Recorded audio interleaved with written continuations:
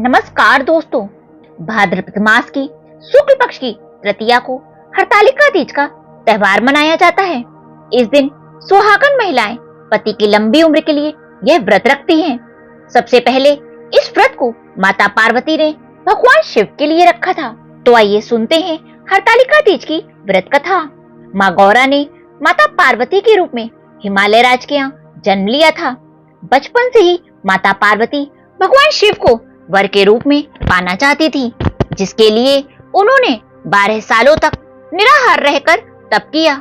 यह सब देखकर उनके पिता बहुत ही दुखी थे। एक दिन नारद जी ने उनके पिता से आकर कहा कि पार्वती के कठोर तप से प्रसन्न होकर भगवान विष्णु आपकी पुत्री से विवाह करना चाहते हैं। नारद मुनि की बात सुनकर महाराज हिमालय बहुत प्रसन्न हुए। उधर भगवान विष्णु के सामने जाकर नारद मुनि बोले, हे प्रभु, हिमालय राज अपनी पुत्री का विवाह आपसे करवाना चाहते हैं। भगवान विष्णु ने भी इसकी अनुमति दे दी। फिर माता पार्वती के पास जाकर नारद जी ने इसकी सूचना दी कि आपके पिता ने आपका विवाह भगवान विष्णु से तय कर दिया है। यह सुनकर माता पार्वती बहुत निराश हुई। उन्होंने अपनी सखी को बताया कि वो भगवान शिव को पाने के लिए व्रत कर रही हैं। माता पार्वती की इच्छा अनुसार महाराज हिमालय की नजरों से बचाकर उनकी सखियां उन्हें घने सुनसान जंगल में एक गुफा में छोड़ आईं। यहीं रहकर उन्होंने भगवान शिव को पति के रूप में पाने के लिए कठोर तप शुरू कर दिया। संयोग से माता पार्वती ने भादव मास की शुक्ल पक्ष की तृतीया को निर्जला उपवास रखकर रात्रि में जागरण भी किया।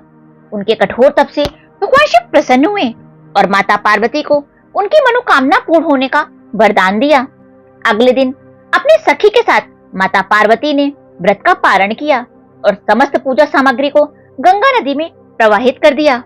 उधर माता पार्वती के पिता भगवान विष्णु से अपनी पुत्री के विवाह का वचन दिए जाने के बाद पुत्री के घर छोड़ देने से बहुत व्याकुल थे। वह माता पार्वती को ढूंढते हुए उस स्थान तक पहुँचे जहाँ माता पार्वती थी।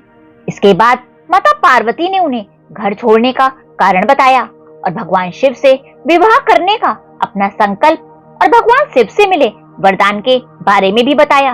इसके बाद हिमालय राज ने भगवान विष्णु से माफी मांगी और वे भगवान शिव के साथ अपनी पुत्री के विवाह के लिए राजी हो गए।